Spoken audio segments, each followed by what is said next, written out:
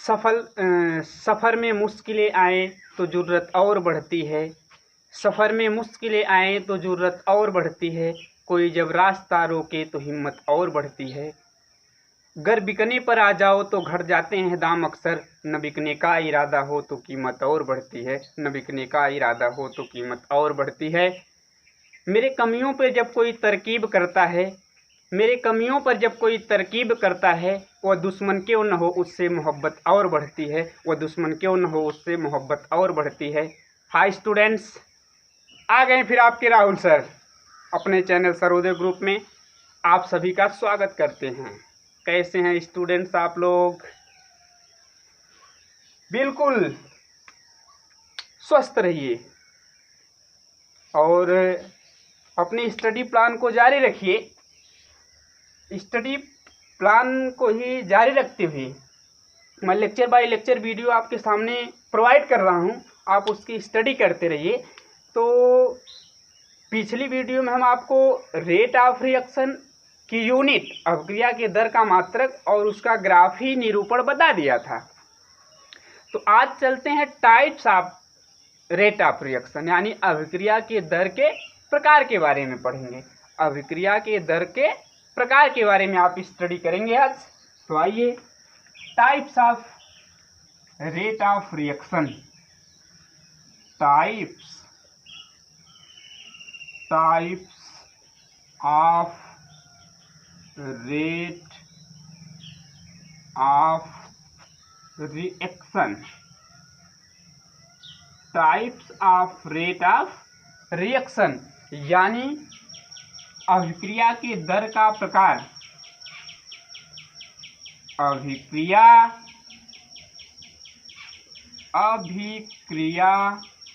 की दर का प्रकार, की दर के प्रकार या का प्रकार। अभिक्रिया की दर के प्रकार तो एक जनरली होती है, देखिए, इनिशियल रेट यानी प्रारंभिक दर। जो अभिक्रिया में शुरू में अभिकारक की दर होती है वह उसको आप इनिशियल रेट कहते हैं या प्रारंभिक दर। तो रेट की भी डिफिनेशन हमने बताया था कि एकांक समय में अभिकारक या उत्पाद की सांद्रता में जो परिवर्तन होता है उस परिवर्तन को आप कहते हैं भाई रेट ऑफ रिएक्शन या अभिक्रिया की दर। तो अब आपको ये बताना है कि यह दर कितने प्रकार की होती है। तो आपको मैं बताऊं, स्टूडेंट्स बने रहिएगा वीडियो में अंत तक। अंत तक जब आप बने रहेंगे तो कुछ न कुछ पाएंगे। Type of rate of reaction आपको पढ़ना है, आज की टॉपिक यही है। तो चलिए, रेट यानी दर, कितने प्रकार इसके भाई? दो प्रकार। कितने प्रकार? दो प्रकार। There are two types of rate of reaction. पहला जो है, पहले को आप स्टूडेंट्स बताएंगे average rate. Average rate of reaction या सिर्फ एवरेज रेट कह सकते हैं। एवरेज रेट, औसत दर। औसत दर, औसत दर। और दूसरा इंस्टेंटेनियस रेट।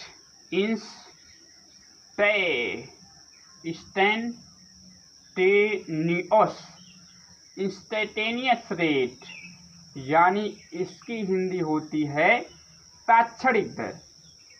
तात्क्षणिक दर क्या होती है स्टूडेंट? तात्क्षणिक दर। यानी कि दो प्रकार दर के, एक एवरेज रेट औसत दर और दूसरा इंस्टेंटेनियस रेट तात्क्षणिक दर। इन्हीं दोनों दरों के बारे में आज आपसे डिस्कस करूंगा, आज आपको समझाऊंगा, आज आपको बताऊंगा। तो आइए एक एक स्टार्ट करते हैं। समझ गए अभिक्रिया के दर के दो प्रकार, औसत दर एवरेज रेट, दूसरा इंस्टेंटेनियस रेट यानी तात्क्षणिक दर। तो अब एक दर को मैं उठाता हूं और थोड़ा कल वाला ग्राफ आपके सामने बना देता हूँ। बना दूँ भाई, बना दूँ। स्टूडेंट्स बने रहिए, मेरे साथ जुड़ने के लिए बहुत बहुत धन्यवाद आपका। देखिए ये ग्राफ मैं बना रहा हूँ, ये ग्राफ रहा। एक्स अक्ष पर क्या दिखाया जा रहा था और वाई अक्ष पर क्या दिखाया जा रहा था, आप सबको याद होगा।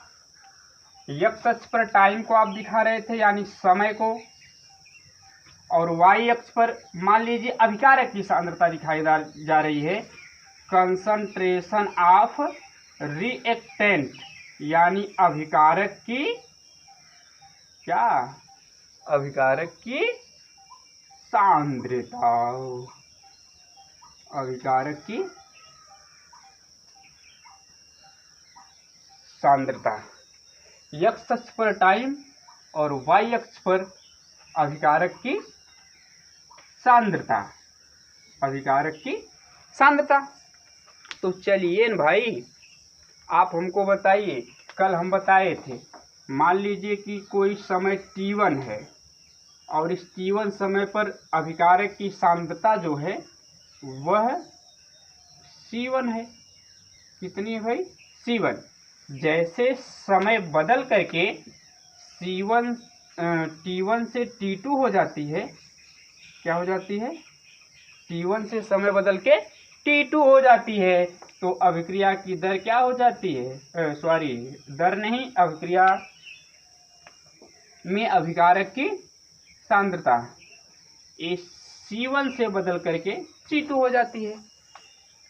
और अभिकारक की सांद्रता समय के साथ घटेगी, आप जानते हैं, और यही उत्पाद होगा तो बढ़ेगी। अब अगर ये जो अंतर समय का है इसमें निकालेंगे तो अंतिम में से पहले को घटा देंगे। आप लिखे थे t2 माइनस t1 और यहाँ निकालेंगे तो c2 माइनस c1, ये रहा इतनी वैल्यू। बात समझ में आई। तो अब ये जो एक निश्चित समय अंतराल में परिवर्तन होता है उसको आप कहते हैं औसत दर। और ये किसी एक विशेष क्षण पर पूछ दिया जाए कि t1 समय पर दर क्या होगी या स्पेशली t2 समय पर दर क्या होगी, तो उसी को आप तात्क्षणिक दर कहते हैं। तो उसको आगे मैं बताऊंगा, पहले औसत दर आप से चर्चा कर दी जा रही है। औसत दर, औसत दर यानी एवरेज रेट, एवरेज रेट। तो स्टूडेंट बताइए, देखिए औसत दर आपको पढ़ना है। अब एक निश्चित समय का अंतर है भाई, और जब निश्चित समय का अंतर होगा तो सांद्रता भी ज़्यादा बदलेगी। तो समय का अंतर t1 से समय बदल रहा है t2 और सांद्रता c1 से हो रही है c2। तो एक निश्चित समय के अंतर में प्रति इकाई समय में यानी एकांक समय में अभिकारक या उत्पाद की सांद्रता में जो बदलाव या जो चेंजिंग या जो परिवर्तन होगा उसको आप औसत दर कहेंगे। क्या बोलेंगे, औसत दर। यानी एक निश्चित समय का अंतर हो और एक निश्चित समय के अंतर में एकांक समय में अभिकारक या उत्पाद की सांद्रता में जो परिवर्तन होगा उसको आप कहेंगे अभिक्रिया की औसत दर। तो बात समझ गए कि एक निश्चित समय का अंतर होगा, किसी विशेष क्षण पर नहीं, एक निश्चित समय के अंतर पर एकांक समय में अभिकारक या उत्पाद की सांद्रता में जो परिवर्तन आएगा उस परिवर्तन को आप कहेंगे अभिक्रिया की औसत दर बोलेंगे। क्या बोल देंगे, अभिक्रिया की औसत दर। जैसे मान लीजिए किसी एग्जाम की रिपोर्टिंग टाइम 8:30 से 9 के बीच रिपोर्ट करना है, तो अब इस 8:30 से 9 के बीच समय का एक टाइम इंटरवल है, आधे घंटे का समय अंतराल है। इसमें पूरे समय के अंतर में पहुंचने वाले स्टूडेंट्स की जो दर होगी वो औसत दर होगी। लेकिन अगर एक विशेष टाइम फिक्स कर दिया जाए, मैं कहूँ 8:31 पर या 8:32 पे स्टूडेंट के पहुंचने की दर या 9 स्पेशली 9 बजे पहुंचने की दर, यह विशेष समय हो जाएगी, एक फिक्स टाइम हो जाएगी। तो इस पे जो दर होगी उस दर को आप कह देंगे ताक्षणिक दर, लेकिन अगर समय का अंतर होगा और एक निश्चित समय अंतराल में पहुंचने की दर, वह कहलाएगी कौन सी दर? औसत दर। तो बात समझ में आ गई स्टूडेंट? आप ऐसे कहिए कि एक निश्चित समय अंतराल में प्रति इकाई समय में अभिकारक या उत्पाद की सांद्रता में होने वाला परिवर्तन अभिक्रिया की क्या कहलाता है? औसत दर कहलाता है। यानी बोल दे रहा हूँ फिर से डिफिनीशन कि एक निश्चित समय अंतराल में एकांक समय में, एक निश्चित समय अंतराल में एकांक समय में अभिकारक या उत्पाद की सांद्रता में होने वाला परिवर्तन अभिक्रिया की क्या कहलाता है? औसत दर कहलाता है। तो लिख रहा हूँ डिफिनीशन, यहाँ पे देखिएगा, एक निश्चित समय अंतराल में एक निश्चित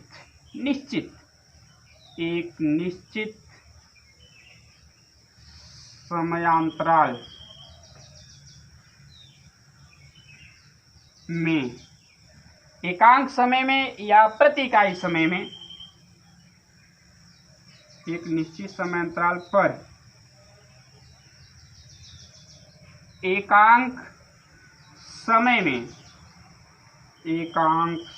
में अभिकारक या उत्पाद की सांद्रता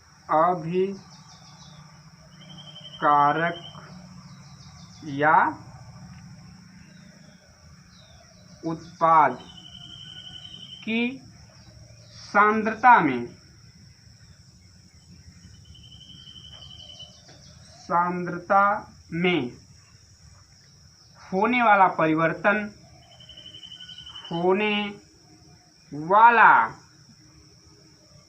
परिवर्तन एक निश्चित समय अंतराल पर एकांक समय में अभिकारक या उत्पाद की सांद्रता में होने वाला परिवर्तन अभिक्रिया की औसत दर कहलाता है।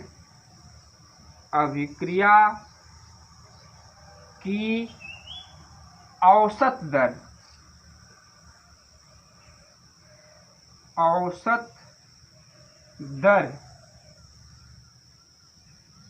कहलाता।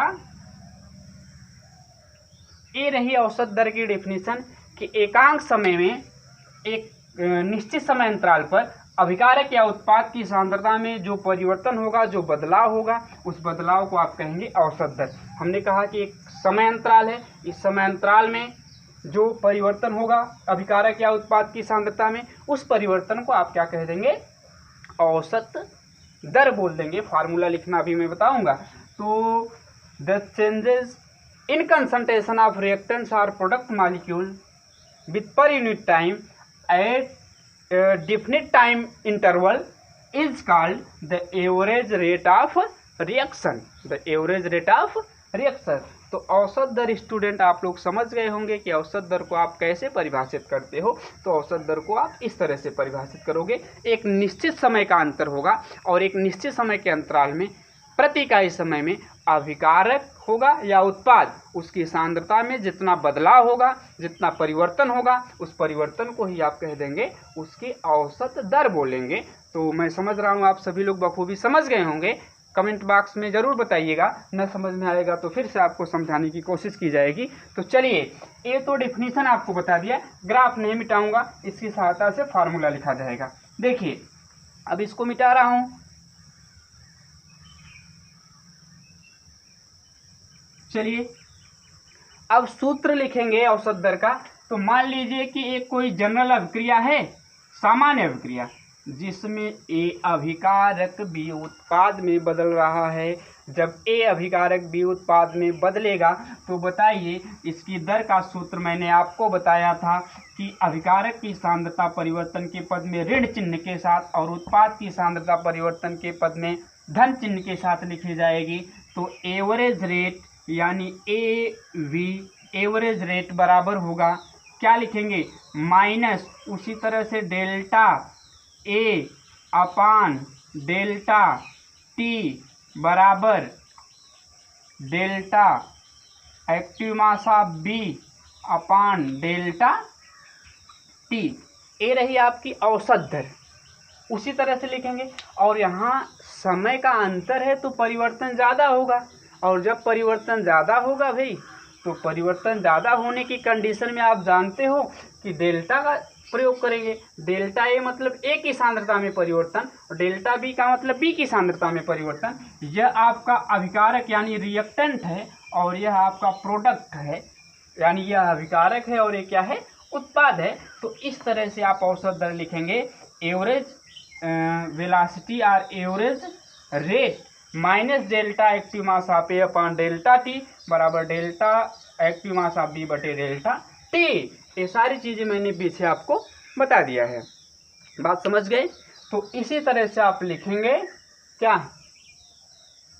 औसत दर। आप ऐसे भी लिख सकते हैं कि जो डेल्टा, अगर T1 समय पर सांद्रता एक्टिव मास ऑफ A1 और T2 समय पर सांद्रता एक्टिव मास ऑफ A2 है, तो ये जो डेल्टा ए है यह बराबर है एक्टिव मास ऑफ A2, यानी अंतिम में से प्रारंभिक को क्या करेंगे, परिवर्तन निकालने के लिए घटा देंगे, active mass of A2 minus A1। इसी प्रकार से डेल्टा टी बराबर जो है वह अंतिम समय T2 माइनस T1। जैसे यहाँ 4 सेकेंड है, यहाँ 2 सेकेंड है, तो समय का अंतर निकालने के लिए 4 में से 2 को घटा देंगे, 2 सेकेंड आएगा। यहाँ मान लीजिए सांद्रता पहले 6 मोल है और यहाँ पर 2 मोल है, तो 2 में से 6 को घटाएंगे, -4 आएगा, और माइनस चिन्ह पहले लगाएंगे जो उसको पॉजिटिव कर देगा। तो इसी प्रकार जो डेल्टा बी है, delta B, delta active mass of B बराबर ऐसे लिख देंगे, एक्टिव मास ऑफ B2 और minus active mass of B1, यानी T1 समय पर अगर इसकी सांद्रता एक्टिव मास ऑफ B1 है और T2 पर एक्टिव मास ऑफ B2 है, तो ऐसे आप निकाल लेंगे डेल्टा बी और डेल्टा ए। इस तरह से आप दर लिख लेंगे। ठीक है स्टूडेंट, तो इसको शार्ट स्क्रीन कर लीजिएगा, मिटाऊं, फिर आपको बताऊं कोई एक अभिक्रिया लेकर के, उस अभिक्रिया में आप औसत दर कैसे लिखेंगे। बात समझ में आ रही है? तो इसको मिटा रहा हूं और एक जनरल अभिक्रिया मान रहा हूं। चलिए, जनरल अभिक्रिया मान लीजिए कोई है, आप उसके लिए कैसे लिखोगे औसत दर, जिसमें देखिए 2 तरह की अभिक्रिया, एक तो जिसमें स्टोइचोमेट्रिक गुणांक समान होंगे और एक जिसमें स्टोइचोमेट्रिक गुणांक समान नहीं होंगे। स्टोइचोमेट्रिक गुणांक जैसे मान लीजिए कि यह CO गैस अवस्था में प्लस Cl2 ये भी गैस अवस्था में बराबर हो जाएगा COCl2। यह एक अभिक्रिया है, सबका स्टोइचोमेट्रिक गुणांक 1 है। आप जानिए, इसी के पहले जो संख्या लिखी होती है जो उसके मोल को प्रदर्शित करती है, इसी को स्टोइचोमेट्रिक गुणांक कहते हैं रसायन की भाषा में। स्टोइचोमेट्रिक गुणांक सबके पहले कुछ नहीं मतलब 1 है, सबका स्टोइचोमेट्रिक गुणांक 1 है, यानी समान 1 ही है। तो इसका जब औसत दर लिखेंगे तो आसान है, क्योंकि स्टोइचोमेट्रिक गुणांक नहीं है। तो आप इस तरह से लिख देंगे, ये दोनों अभिकारक है, minus delta active mass of CO। अब मान लीजिए CO मतलब CO की सांद्रता में परिवर्तन, और बटे समय कुछ लग रहा है, समय अंतराल को डेल्टा टी से दिखा दिया, बराबर ये भी अभिकारक है, माइनस चिन्ह लगाएंगे, delta active mass of Cl2 और बटे डेल्टा टी। अब बचा उत्पाद, तो अब की तो माइनस चिन्ह लगेगा नहीं, आप लिखोगे delta active mass of COCl2 बटे डेल्टा टी। आप इस तरह से लिख लेंगे जिसमें स्टोइचोमेट्रिक गुणांक समान होंगे। लेकिन जिन अभिक्रियाओं के लिए स्टोइचोमेट्रिक गुणांक समान नहीं होंगे भाई, आप उनके लिए कैसे लिखोगे उसके लिए मैं बताता हूं। तो ये समझ लीजिए, ये सामान्य अभिक्रिया थी, CO प्लस Cl2, ये COCl2 बना लिया। तो औसत दर हमने कहा था अभिकारक के सांद्रता परिवर्तन के पद में भी लिखेंगे, उत्पाद के सांद्रता परिवर्तन के पद में भी लिखेंगे। यहाँ अभिकारक 2 हैं, CO और Cl2। मान लीजिए कि डेल्टा टी समय में इसकी सांद्रता कुछ बदल रही है, तो हमने लिखा औसत दर बराबर माइनस चिन्ह लगा के delta active mass of CO बटे समय परिवर्तन डेल्टा टी बराबर minus delta active mass of Cl2 बटे डेल्टा टी, और बराबर उत्पाद की सांद्रता परिवर्तन जो होगी वृद्धि होगी, इसलिए माइनस चिन्ह नहीं लगाएंगे, minus delta active mass of COCl2 बटे डेल्टा टी। ये रही आपकी औसत दर का सामान्य तरीका। अब आइए एक अभिक्रिया लेते हैं और वह अभिक्रिया देखो भाई, जानते हैं अमोनिया की हैबर प्रोसेस आप जानते होंगे, हैबर विधि, यानी N2 + 3H2 एरो 2NH3। ये बात और है कि अभिक्रिया उत्क्रमणीय होती है। मैं सिर्फ आपको दर लिखने बता रहा हूँ, इसमें कुछ उत्प्रेरक फेरस और मॉलिब्डेनम भी होता है, तो केवल आपको अभिक्रिया से मतलब है। यह अभिकारक है और ये उत्पाद है। अब देखिए, इसके पहले कुछ नहीं, मतलब इसका स्टोइचोमेट्रिक गुणांक 1 होगा, H2 का स्टोइचोमेट्रिक गुणांक 3। अभिकारक के पहले संतुलित रासायनिक समीकरण में जो गिनती लिखी होती है वही स्टोइचोमेट्रिक गुणांक होती है। तो H2 के पहले 3, इसका स्टोइचोमेट्रिक गुणांक 3, NH3 के पहले 2, इसका स्टोइचोमेट्रिक गुणांक 2। तो अब देखिए, मैं ऐसे लिख रहा हूँ शॉर्ट में, N2 खर्च होगा, H2 भी खर्च होगा और NH3 बनेगा, क्योंकि अभिकारक खर्च होता है और उत्पाद बनता है। तो अब देखो भाई, यह खर्च होगा तो आप कैसे लिखोगे? चलिए लिखते हैं, रेट ऑफ डिसअपियरेंस। डिसअपियरेंस माने कमी होता है, इसके कमी होने की दर, N2 के खर्च होने की दर कह लीजिए, ROD, rate of disappearance of N2, यानी कि N2 के खर्च होने की दर। समझ लीजिएगा स्टूडेंट, यह है N2 के खर्च होने की दर, बराबर लिखेंगे, अभिकारक है तो माइनस डेल्टा, और परिवर्तन को अगर डेल्टा से दिखा दिए, एक्टिव मास ऑफ N2 बटे डेल्टा T। अब बताइए, रेट ऑफ डिसअपियरेंस, H2 भी तो खर्च होगा, तो H2 के खर्च होने की दर स्टूडेंट जब आप लिखेंगे तो बताइए, आप ऐसे लिखोगे, minus delta active mass of H2 बटे डेल्टा T। ये दोनों तो खर्च हो रहे थे। अब जनाब आप हमको बताइए, ये दोनों तो खर्च हो रहे थे, अब NH3 बन रहा है, तो रेट ऑफ अपीयरेंस यानी अमोनिया के बनने की दर, अमोनिया के बनने की दर, N2 के खर्च होने की दर, H2 के खर्च होने की दर, rate of disappearance of N2, rate of disappearance of H2, rate of appearance of NH3, यानी अमोनिया के बनने की दर आप निकालेंगे। तो अब की माइनस चिन्ह लगाएंगे नहीं, delta active mass of NH3 और बटे डेल्टा T। यह तो दर लिखिए, लेकिन जब आप औसत दर लिखेंगे तो देखिए बराबर हैं, इन दोनों का कंपेयर करिए। ROD आप समझ गए होंगे। अब N2, या ऐसे लिख लीजिए,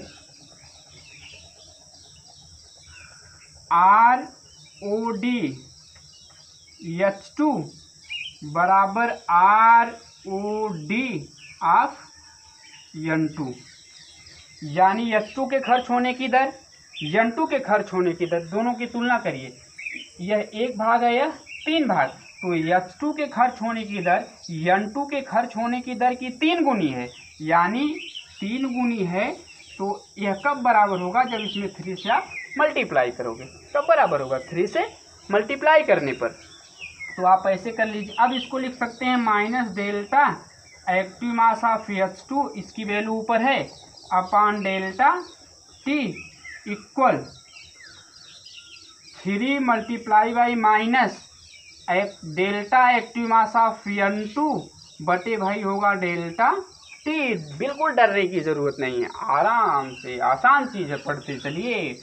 अब देखिए, अगर इसको आप इधर करेंगे तो इधर मल्टीप्लाई, इधर डिवाइड हो जाएगा, तो लिख लेंगे -1/3 delta active mass of H2 बटे डेल्टा T बराबर minus delta active mass of N2 बटे डेल्टा T। तो एक निष्कर्ष पर इससे आप पहुँचें कि अगर औसत दर लिखेंगे तो ऐसी कंडीशन में जो स्टोइचोमेट्रिक गुणांक वाली संख्या होगी उसी से भाग कर देंगे। देखिए भाई 1/3 आया और 3 है क्या इसका स्टोइचोमेट्रिक गुणांक, तो आप स्टोइचोमेट्रिक गुणांक वाली संख्या से क्या कर देंगे? भाग कर देंगे। इस निष्कर्ष पर आप पहुँचे तो इसकी जो औसत दर होगी, एवरेज रेट बराबर स्टोइचोमेट्रिक गुणांक वाली संख्या से क्या कर देंगे? भाग कर देंगे। यानी कि आपको यहाँ दिखा दे रहा हूँ भाई, जब आप औसत दर लिखेंगे, औसत दर बराबर क्या होगा, minus delta active mass of N2 बटे डेल्टा टी बराबर -1/3 delta active mass of H2 बटे डेल्टा टी बराबर। अब देखिए अमोनिया की जो दर है वो दोगुनी है, N2 के खर्च होने की दर की दोगुनी है। तो अब इसका स्टोइचोमेट्रिक गुणांक 2 है, तो 2 से डिवाइड कर देंगे, 1/2 माइनस लगाएंगे नहीं, delta active mass of NH3 बटे डेल्टा टी। समझ में आई बात। तो एक निष्कर्ष पर आप पहुंच गए कि क्या होगा, औसत दर लिखने के लिए अगर स्टोइचोमेट्रिक गुणांक समान नहीं होगा तो स्टोइचोमेट्रिक गुणांक वाली संख्या से ही क्या कर देंगे, भाग कर देंगे। यानी औसत दर लिखते समय सामान्य फार्मूला उसी तरह से जो स्टोइचोमेट्रिक गुणांक वाली संख्या होगी उसी स्टोइचोमेट्रिक गुणांक वाली संख्या से क्या करेंगे भाई, भाग दे देंगे। क्या करेंगे, भाग दे देंगे। तो इसको शॉर्ट स्क्रीन कर लीजिए, उसके बाद मैं आपको बताता हूँ। कोई स्टोइचोमेट्रिक गुणांक रहे आप उसकी संख्या से क्या करेंगे, भाग दे देंगे। क्लियर, शॉर्ट स्क्रीन कर लीजिए, इसको रफ कर देता हूँ। चलिए आइए आगे देखते हैं। तो आप ऐसे कह लीजिए ना, एक जनरल रिएक्शन ले लीजिए, small A capital A small B capital B arrow small C capital C plus small D और कैपिटल डी। अब आप जानिए कि जो स्मॉल है ये सब संख्या है और कैपिटल वाले अभिकारक और उत्पाद हैं।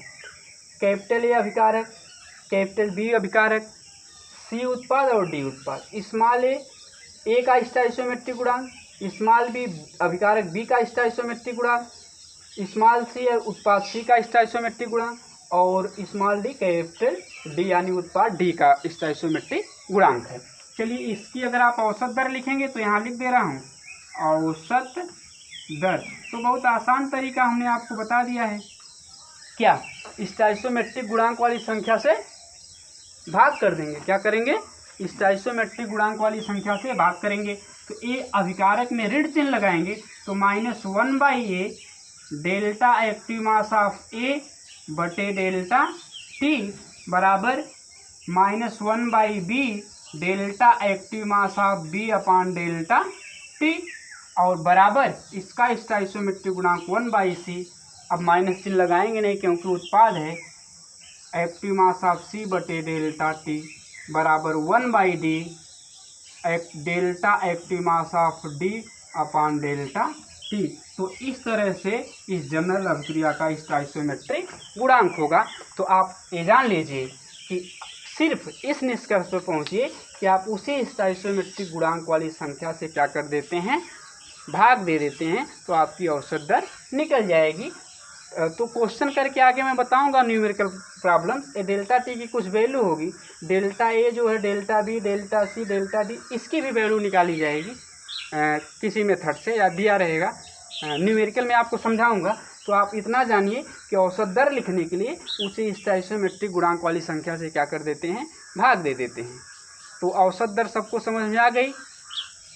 अब मैं आपको अगली वीडियो में इससे संबंधित कुछ एग्जाम्पल और इंस्टेंटेनियस दर के बारे में बता दूंगा। तब तक के लिए धन्यवाद।